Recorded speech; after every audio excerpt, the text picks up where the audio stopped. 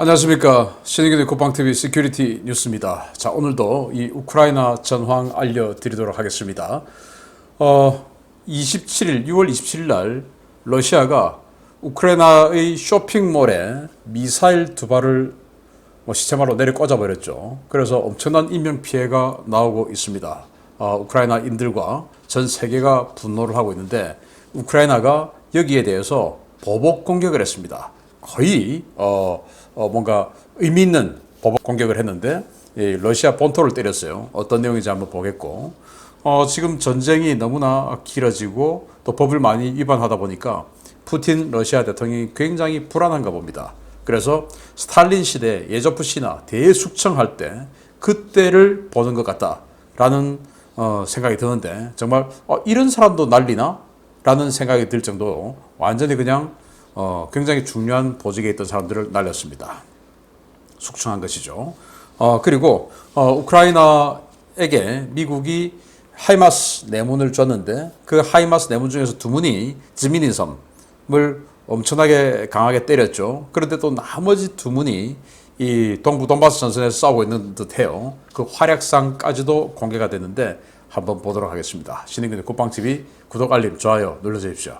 자, 일단 지도를 보면 크게 달라진 거 없습니다. 지금 러시아군은 거의 모든 공격 자산을 리시칸스크, 이 리시칸스크만 딱 점령을 하면 루한스크주를 100% 점령하게 되는 것이니까 이 리시칸스크의 거의 모든 자산을 집중해서 때리고 있다라고 볼 수 있고, 그 리시칸스크 남쪽의 바흐무트 같은 요 지역에서 계속 전투가 벌어지고 있다. 그리고 헤르손에서 계속 우크라이나가 때리고 있는데 자세한 전황은 나오고 있지 않습니다. 자, 이런 지도 속에서 점령지 거의 비슷해요. 지도 속에서 전과를 보겠습니다. 전일 대비 200명 이상의 러시아군을 추가 사살했고 전차 5대 격파, 장갑차 16대 격파, 차량 9대 격파, 야포 3문 격파, 다련장 로켓 3문 격파, 무인 항공기 4대 격추, 미사일 3발 요격 등의 전과를 가지고 있는데 전차 같은 경우에 어제보다는 많이 줄었죠. 어제는 전차 14대, 17대 이런 식으로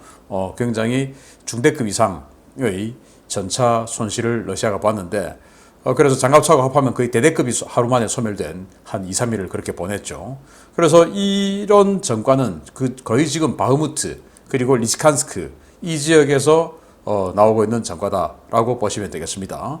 자, 이런 상황을 보면 러시아가 서방 주요국의 시설 좌표를 언급하면서 위협합니다. 이제 고립이 되다 보니까 스트레스가 그냥 극에 달하는 것이죠. 그래서 해서는 안 될 말까지 마구마구 합니다. 지금 이제 이 나토 정상회담이 진행되고 있다 보니까 거기서 이제 단체로 좀 겁 좀 먹어라 이거죠. 그래서 미국 백악관, 펜타곤, 영국 총리 관저 이런 데의 좌표를 언급하면서 직접 때릴 수 있다.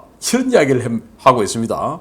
자, 그러면서 러시아가 지미니 섬에서 자기들은 우크라이나가 쏘는 거 다 요격했고 그리고 우크라이나의 수호-25 전투기까지도 하나 격추했다. 이렇게 이야기했는데 그 말하자마자 국방부 대변인이 말하자마자 민간 위성 회사인 맥사에서 그 관련한 사진을 탁 공개해버렸죠. 위성 사진을. 그래서 박살난 걸 공개를 해버렸습니다. 그래서 얼마나 그때 부끄러웠고 분노를 했는지 그 맥사 위성 회사에도 그 상업용 위성 회사에도 야 니들 본사 때릴 수 있어? 조심해 까불지 마 라고 또 위협을 했습니다. 참 기가 차는 일이죠. 루안스크 공화국 반군들이죠. 지금 러시아가 장악하고 있고 그전 14년부터 지금까지 반군을 해왔던 그 루안스크 공화국이 우크라이나군이 곧 루안스크에서 철수할 것이다. 지금 이제 리시칸스크 하나만 딱 점령하면 끝나는데 그거 곧 철수해서 100% 전체 루안스크 주를 다 이제 점령할 것이다. 이렇게 주장을 하고 있는데 이건 시간 문제일 뿐이다. 라고 생각이 되죠. 그건 당연한 거고. 러시아가 점령지, 그러니까 헤르손, 자포리자 이 지역에서 그 헤르손주와 자포리자주가 독립해서 인민공화국을 선포하는 거 그거 투표를 하려고 했는데 선거인단 조작 이 명부 자체를 못 만들었습니다. 주민들이 사인을 해줘야 되는데 전혀 협조가 안 됐고 그래서 실패했다. 그래서 선거 자체를 실패했다라는 것이고 또 여기에 이제 루블화를 공용화폐로 선포를 했지 않습니까? 근데 루블화를 안 쓴답니다. 이 화폐가 안 쓰면 가치가 있습니까? 안 되죠. 그래서 루블화로 갈아타는 것도 실패하고 러시아가 브란스크 그러니까 수미 하르키우에서 더 북쪽으로 수미에서 북동쪽이죠. 러시아 영토 브란스크에서 1연합군과 20연합군의 혼성에서 병력을 좀 빼내가지고 3개 BTG를 신규 편성했는데 그 BTG는 아마 하르키우를 때리는 그 병력으로 추가될 것 같다라고 예상을 하면서 하르키우 전선 현재 병력이 양측 다 없다 보니까 교착 상태고 그리고 양측 모두 병력이 없다 보니까 포격으로만 그것도 뭐 강력한 포격은 아니고 박격포 가끔 쏘는 정도 이렇게 하르키우 전선은 고착되고 있다. 그리고 러시아는 슬로반스크 전선에서 병력을 재정비하고 있고 재정비하다 보니까 공세는 소강되고 있죠. 왜냐 슬로반스크 전선은 전적으로 이지움 쪽에서 내려오는 병력을 가지고 때리는데 그 이지움 쪽에 우크라이나군이 서쪽에서 계속 치고 있으니까 뒤도 불안하고 그래서 러시아가 이지움 주둔 병력을 이지움시의 동쪽으로 철수시켰어요. 그래서 지금 이제 이 전체를 다 장악하고 있다가 서쪽 숲에서 뛰쳐나온 우크라이나군이 계속 때리니까 아예 시의 동쪽으로 철수를 했다. 라는 이런 상황이 있고 리스칸스크 그러니까 세베로도네츠크에서 강 건너 있는 도시가 리스칸스크 아닙니까? 그 일대 교전이 치열한데 감제고지를 점령하기 위해서 러시아가 계속 포격과 병력을 집중 투입하고 있다. 왜? 우크라이나가 점령하고 있으니까. 그렇지만 아직은 전선은 변화는 없고 그리고 러시아는 이 리스칸스크 남쪽에 있는 바흐무트 일대 병력을 재정비하고 있다. 계속 며칠간 계속 때렸는데 안 되니까 이제 다시 병력 재정비하고 있는 중이라고 합니다. 그러다 보니까 당연히 그 지역도 공세가 소강 상태다. 헤르손 지역에서는 우크라이나가 헤르손 공항까지 들어와서 지금 러시아군하고 공항에서 전투 중이라는 겁니다. 이제 공항 다 점령하면 그 다음부터는 하이패스로 갈 수 있어요. 기대됩니다. 이러다 보니까 러시아가 우크라이나군이 헤르손 지역에 와서도 폭격하고 하니까 이 헤르손 쪽에 S-300 지대공 미사일 시스템을 전진 배치해서 우크라이나군 전투기들이 헤르손 쪽으로 와서 폭격하는 것을 견제하는 이런 전략 배치를 했다라는 이런 상황까지 알려드리면서 중요 소식 자세히 들어갑니다. 첫 번째입니다. 우크라이나 동부 전선에 단 4문이 들어가 있는 M142 하이마스가 러시아군을 그야말로 대혼란으로 몰아가고 있습니다. 높은 기동력을 활용해 치고 빠지는 전술을 사용하고 있는데 이들이 사용하는 로켓이 사거리 90km가 넘는 GMLRS여서 러시아군이 속수무책으로 당하고 있다는 소식입니다. 최근 동부전선에서 작전 중인 우크라이나군 M142 하이마스는 사거리 32km급의 일반 탄이 아닌 GPS 유도가 되는 M31A1 사거리 연장탄, 일명 GMLRS 로켓을 사용 중이며 이 때문에 러시아군이 대응조차 못하고 일방적으로 당하고 있다고 친러 오신트 소식통들이 현지 시각 6월 29일 리포트했습니다. 이들은 최근 루안스크 지역에서 하이마스에 의해 초토화된 러시아군 주둔지에서 수거한 잔해들을 분석한 결과 우크라이나가 사용한 로켓탄이 M31A1 GMLRS였으며 이들은 최소 80km 밖에서 발사된 것이라고 밝혔습니다. 하이마스는 사거리 32km의 M26 일반탄과 사거리 45km의 M26A1 사거리 연장탄을 기본으로 사용하지만 최근 돈바스 지역에서 러시아군을 두드리고 있는 우크라이나군 하이마스는 GMLRS 로켓을 이용해 러시아군 포병의 사정권 훨씬 밖에서 러시아군 주요 시설과 부대들을 족집게처럼 박살내고 있는 것으로 전해졌습니다. GMLRS 탄에는 기존 M77 자탄에 비해 풀발률을 크게 줄이고 위력을 증대시킨 M85 자탄이 400발 이상 탑재되는데요. 각각의 자탄은 이중 목적 고폭탄으로 전차와 건물, 인마 살상에 모두 효과적이며 로켓탄 한 발로 축구장 절반 정도 면적을 초토화시킬 수 있는 위력을 갖고 있습니다. 러시아군 포병은 그야말로 미치고 팔짝 뛸 노릇입니다. 러시아군의 BM-21 122mm 다련장 로켓과 BM-27 220mm 다련장 로켓은 각각 20km 그리고 35km급의 사거리를 갖고 유도도 되지 않지만 우크라이나군 하이마스는 러시아군 포병이 가진 모든 유형의 화포 사정권 밖에서 초정밀 로켓탄을 쏘고 곧바로 사라지기 때문에 잡을 수 있는 방법이 없기 때문입니다. 우크라이나는 하이마스를 일반 도로는 물론 수풀이 우거진 지역에서도 운용하며 러시아군이 그 동선을 짐작조차 하지 못하도록 운용하고 있습니다. 러시아는 포병이야말로 전쟁의 신이라며 세계 최강의 포병 전력을 갖고 있다고 자랑해 왔는데요. 고작 내문의 하이마스에 절절 매는 모습을 보며 역시 러시아 군사력은 입으로만 세계 최강이라는 말이 맞는 것 같습니다. 이거 우크라이나군 총참모부가 공개한 사진이에요. 우리 이렇게 운영해 하고 이제 자랑하는 겁니다. 그리고 약 올리는 거죠. 자, 이렇게 우거진 숲에 이렇게 숲풀 색깔하고 비슷한 이런 카키색 도색을 한 하이마스. 그러면서 숲에서 뛰쳐나와서 이런 도로에서 쏘고 그리고 다시 숲으로 들어가 버리니까 찾을 수가 없는 겁니다. 한 2분 만에 그냥 다 쏘니까요. 그리고 한 3분 만에 다시 재장전할 수 있죠. 그리고 뭐 달리다가도 명령받으면 2분 만에 세워서 다 쏠 수가 있으니까 얼마나 신속합니까? 그리고 가면 되죠. 자, 이런 하이마스인데 이게 기본탄은 32km 그리고 사거리 연장탄 45km. 우리 한국군이 MLRS의 그 탄을 쓰고 있죠. 그런데 미국이 이 로켓탄에다가 GPS로 유도할 수 있는 장치를 부착했어요. 그리고 자탄도 더 강하게 만들었어요. 그게 이제 GMLRS 탄인데 그걸 안 준다고 그랬어요, 미국이. 왜냐? 바이든 대통령이 사거리가 너무 길어서 러시아 본토를 타격할 수 있는 탄은 못 준다. 이렇게 이야기한 거 여러분들 뉴스 보셨죠? 그랬는데 미국이 그 GMLRS 탄을 사거리 90km짜리를 대량으로 준 겁니다. 이렇게 막 대량으로 쏘고 있으니까. 그래서 이제 러시아 어젠트들이, 즉 러시아 군사 마니아들이 야, 미국 니들 왜 거짓말해? 안 준다고 했으면 안 줘야지. 라고 하면서 니들이 이거 안 준다고 했잖아. 라고 하면서 이제 이렇게 잔해를 분석을 합니다. 그래서 아까 잔해 사진 많이 보셨지만 거기에 들어가 있는 여러 가지 글이라든지 아니면 부품이라든지 이런 걸 보고 야, 이거는 GMLRS 들어가는 거잖아. 록히드 마틴에서 생산한 그거.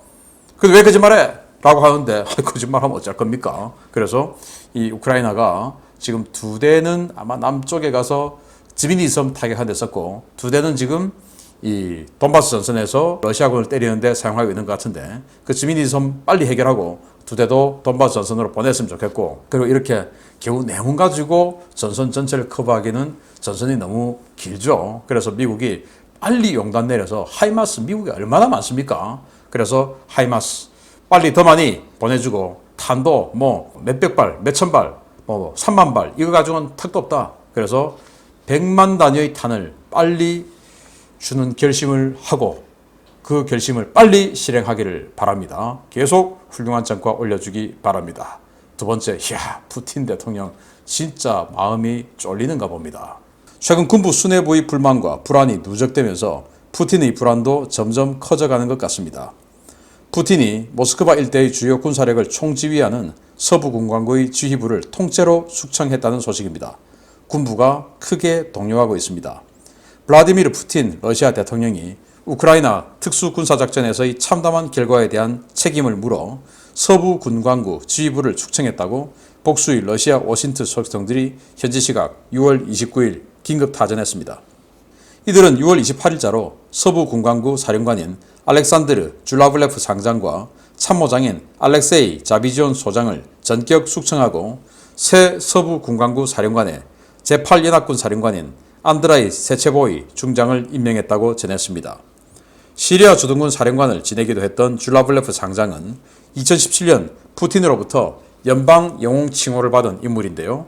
기갑장교로 1986년 군 생활을 시작한 그는 군 시절의 대부분을 극동지역에서 보낸 인물인데요. 그의 모든 군 생활을 전차 부대에서 보내 러시아군 최고의 기갑전 전문가로 지난 2월 개전 당시 키이우 전선을 총괄 지휘했던 지휘관입니다. 문제는 동시에 사령관과 참모장이 날아간 부대가 다른 부대도 아닌 서부 군관구라는 점입니다. 2010년 대통령령으로 모스크바 군관구와 레닌그라드 군관구를 통합해 만들어진 이 서부 군관구는 러시아군 최강의 부대로 유럽과 맞닿아 있는 서부 전선을 책임질 뿐만 아니라 수도 모스크바와 제2의 상트페테르부르크 방어를 책임지고 있는 전략사령부입니다. 제1근위전차군과 제20근위군, 제6연합군 등 러시아 지상군 최정예 부대가 모두 배속되어 있고 전시 총참모부 직속인 공수군 역시 평시에는 서부 군관구의 작전 통제를 받을 정도로 막강한 권한을 가진 서부 군관구 사령관은 러시아 대통령이 가장 신뢰하는 인물이 임명되어 왔는데요. 푸틴은 돌연 자신의 측근 그룹으로 분류되었던 줄라블레프 상장과 그 참모진을 서부 전구 지휘부에서 날려버렸습니다. 서부 군광구 수뇌부에 대한 이런 숙청은 표면적으로 알려진 것과 다른 배경이 작용했을 것이라는 주장이 워싱턴 소식통들 사이에서 확산되고 있는데요. 군 최고 수뇌부에 대한 이런 연쇄 숙청을 보면 푸틴이 지금 얼마나 불안에 떨고 있는지 보이는 것 같습니다. 자, 서부 군광구 사령관입니다. 그러니까 불과 얼마 전까지만 해도 모스크바 군광구, 레닌그라드 군광구로 나뉘어져 있었는데 레닌그라드가 지금은 상트페테르부르크라는 이름으로 바뀌었죠. 탈냉전 이후에. 그래서 이 서부 군광구, 우리로 치면은 수도방위 사령관 또는 과거의 3군 사령관 뭐 이런 사람인 것이죠. 그런 사람을 임명을 할 때 수도방위 사령관 아무나 임명합니까? 대통령 또는 그 측근이 이 사람은 진짜 믿을만 해요. 정권의 성향에 따라서. 그런 사람을 임명을 하죠. 그래서 이 서부 군광구 사령관도 당연히 푸틴 대통령이 그래 이 모스크바를 에워싸고 있는 군사력의 총지휘를 내게 지휘권을 줘도 내가 안전해. 너는 나에게 충성하는 사람이니까 라고 생각하는 사람에게 맡겼죠. 그런데도 불구하고 이 사람을 지금 전쟁 시작한 지 넉 달 만에 작전 실패에 대한 책임을 지어서 숙청을 하는데 이 사람뿐만 아니고 그의 참모장 그리고 그 참모부 전원 다 날려버렸답니다. 그 아래에 있는 이제 영관급 지휘관들이죠. 지휘관들이 아니라 영관급 참모들이죠. 이런 사람을 다 날렸다는데 이 사람은 개전 첫 키우를 공격했던 사람이에요. 그때는 지금은 이 우크라이나 특수작전이라고 하는 그들의 이 전쟁의 총지휘권을 남부 군관구 사령관에게 전부 줬죠. 그래서 원래는 그 이제는 남부 군관구 사령관, 서부 군관구 사령관이 각각 남부 군관구는 돈바스 그리고 헤르손, 자포리자 이 지역 공격하는 역할을 했고 서부 군관구 사령관은 북에서 밀고 내려가서 키우 점령하는 이런 역할을 맡겼었죠. 그러다가 이제 키우에서 실패했고 실패한 사람이죠. 키우에서. 그리고는 이제 돌아가는데 이 하나의 전쟁에 지휘권이 통일되어 있지 않아서 이거는 안 된다라고 해서 시리아 주둔군 사령관인 드보로니코프 상장을 대장으로 진급시켜서 남부 군광구 사령관에 임명을 하며 이 남부 군광구가 이 전쟁 전체를 지휘해 라고 한 지 지금 석 달이 지난 겁니다. 그리고 그 드보로니코프도 지금 목을 날려버렸죠. 그리고 다른 사람도 안 치고 가택연금시키고 지금 이렇게 됐죠. 자, 이런 상황에서 그러면 진작에 이 사람에 대해서 작전 실패, 키우 작전 실패했으니까 책임을 지우려고 하면 진작에 했어야 되는데 지금 그 시기가 석 달이 지났어요. 지금에 와서 한다는 것은 두 가지 이유가 있을 수 있습니다. 첫째, 진짜로 자신의 신변의 위협을 느끼고 이 사람과 이 서부공항구에서 뭔가 불온한 움직임이 있었다라는 첩보 정보를 가졌기 때문에 선제적으로 숙청을 한 내용이 있을 수 있고, 두 번째는 서방의 정보기관이 역정보를 흘리면서 이간질을 시키는 것이죠. 서로 간에 믿을 수 없게끔. 그래서 믿을 수 없게끔 만들어서 내가 지금 이렇게 있다가 내가 먼저 죽겠는데 총 빼야 되는 거야? 라고 갈등을 하게끔 만들고, 위는 크렘린 같은 경우는 저 가만 놔두면 저 총 들겠는데? 이렇게 의심하게 만드는 것이죠.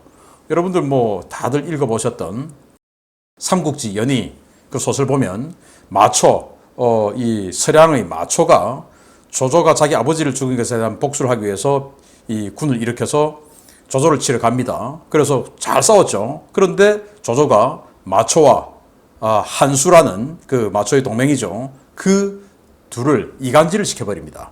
그렇게 해서 그냥 자중질환이 일어나서 결국 조조가 이겨버리는데, 그래서 이런 이간은 수천 년 전부터 이 병법에서 해왔던 행위이기 때문에 그 이간 반관계가 작동한 것은 아닌가라는 생각이 드는데, 아무튼 이런 고위급 지휘관들을 하루가 다르게 지금 이렇게 숙청하고 있는 이 상황은 스탈린 시대의 예조프 신화를 보는 것 같다. 이렇게 장군들 다 날리니까 장군이 없으니까 지금 전역한 지 아주 오래된 130kg짜리 사람을 다시 뭐 너무 몸이 뚱뚱해가지고 방탄복도 2개를 엮어서 만들어야 되는 사람을 지금 다시 불러서 현역 복귀를 시킬 정도라고 하니까 참 기가 찹니다. 얼마나 겁이 나면 이런 상황이 되겠습니까? 세 번째입니다. 우크라이나가 이번 러시아 침공군의 전진기지로 활용되고 있는 쿠르스크에 대규모 공습을 감행했다는 소식입니다. 무인기를 이용한 공습이었는데 러시아군의 주요 병참 시설이 박살났다는 보고들이 쏟아지고 있습니다. 우크라이나 수미주와 국경을 맞대고 있는 러시아 쿠르스크주의 주도인 쿠르스크시에 현지 시각으로 6월 28일 저녁 7시 29분 대규모 폭발이 관측되었으며, 이 폭발은 우크라이나군의 무인기 공습에 의해 발생했다고 러시아 현지 오신트 소스 등들이 현지 시각 6월 29일 리포트했습니다. 이번 공습은 해질 무렵 쿠르스크 일대의 러시아군 방공무기들이 일제히 하늘로 불을 뿜으면서 이루어졌는데요. 러시아군 방공무기들이 공격한 것은 쿠르스크 시내를 향해 날아온 투폴레프 141 무인 정찰기들의 대군이었습니다. 소련 시절 장거리 정찰용으로 개발되었지만 현재는 우크라이나군의 장거리 순항미사일처럼 사용되고 있는 이 드론은 지난 3월 15일 크로아티아의 수도에 떨어져 논란이 되었던 바로 그 물건인데요. 무인기 가운데에서는 상당히 빠른 속도와 긴 항속거리, 높은 페이로드를 갖고 있어 순항미사일로 전용 가능성이 제기되었던 무기입니다. 길이 14.3m에 발사 중량 6.2톤에 달하는 이 무인기는 마하 0.9의 속도로 최대 1000km를 비행할 수 있는데요. 정찰 장비를 제거하고 연료를 줄일 경우에 1톤 안팎의 탄두를 실을 수 있어 이번 전쟁 내내 여러 차례 순항미사일로 운용된 바 있습니다. 러시아군은 투폴레프 141 몇 대를 격추하는 데는 성공했지만 시외곽의 탄약고와 유류 저장시설 몇 개소가 피격되어 상당한 손실을 입은 것으로 알려졌는데요. 우크라이나가 투폴레프 141을 이용해 러시아 본토를 공격한 것은 이번이 처음이어서 러시아군도 적잖이 당황한 것으로 전해졌습니다. 이번 공습은 27일 있었던 쇼핑센터 공습에 대한 보복 성격이 짙은 것으로 평가되는데요. 그래도 민간 시설을 노리지 않은 우크라이나군, 러시아에 비하면 정말 양반인 것 같습니다. 자, 쇼핑몰을 27일 날 공격했고 이 반격은 28일 오후에 있었습니다. 그래서 워낙 갑작스럽게 이루어진 거다 보니까 뭐 촬영한 영상들이 많지는 않더라고요. 그래서 갑자기 우두둑 쏟아지고 러시아 방공 미사일들이 완전히 그냥 뭐 엄청나게 많은 분량이 하늘로 올라가고 그중에 몇 개는 하늘에서 터지고 그 이후에 이제 지상에서 큰 폭발음들이 이렇게 났다라는 증언들이 쏟아지고 있는데요. 자, 쿠르스크는 지금 이 러시아 군들이 집결하고 있는 바로 그 지역이죠. 그런데 지난 27일 날 러시아의 투폴레프 22 M3 이 백파이어 폭격기가 이 쿠르스크 상공에서 미사일을 쏘았습니다. 미사일을 쏘아서 두 발을 이 쇼핑센터에 하이다이빙 시켜서 내려 꽂아버렸죠. 그래서 엄청난 민간인 인명피해를 지금 내고 있는 것이고 지금 여기에 완전히 지금 분노를 우크라이나들은 하고 있는데 그래서 쿠르스크 지역에서 바로 발사 버튼을 누른 거기서부터 미사일이 스타트해서 날아왔기 때문에 쿠르스크를 때린 것으로 저는 봅니다. 그래서 투폴레프 141 무인기예요. 무인기. 아주 초창기형 무인기인데 여기다가 탄두를 집어넣을 경우에 1톤 그러니까 쿠르스크에서 백파이어 폭격기가 발사한 KH-22 그 미사일도 탄두 중량이 최대 1톤이에요. 그러니까 1톤짜리로 니들이 우리를 때렸으니까 우리도 1톤짜리로 때려 하고는 대량 보복을 했는데 왜냐 KH-22 미사일은 초음속인데 이건 초음속은 아니니까 마하 0.9니까 뭐 시속 한 1000km 되겠죠. 그렇게 날아가니까 요격이 많이 될 거야. 덩치도 크고. 그러니까 많이 쏘아서 동시 대응 능력을 초과하는 분량으로 쏘아서 일부 요격은 되더라도 이게 뭐 제공 침투하는 이것도 아니니까 일부 요격은 되더라도 상당수 때릴 수 있는 그런 분량으로 쏘아버린 거죠. 그래서 이렇게 지금 그 러시아의 탄약고 뭐 이런 이 군수 시설들이 타격을 많이 입었다라고 하는데 아무튼 러시아 지금 뭐 전쟁 이제 초반입니다. 12월 달까지 갈 수 있습니다. 저는 그때까지 갈 거라고 보는데 부디 민간인은 건드리지 않는 것이 맞지 않습니까? 정말 그렇게 되기를 기대하고 아무튼 우크라이나가 이렇게 뭔가 의미 있는 보복을 한 것 같다. 그럼에도 불구하고 민간인 지역을 때리지는 않았다라는 것에 뭔가 의미가 있는 것 같다라고 생각됩니다. 계속 알려드리겠습니다. 마치겠습니다. 감사합니다.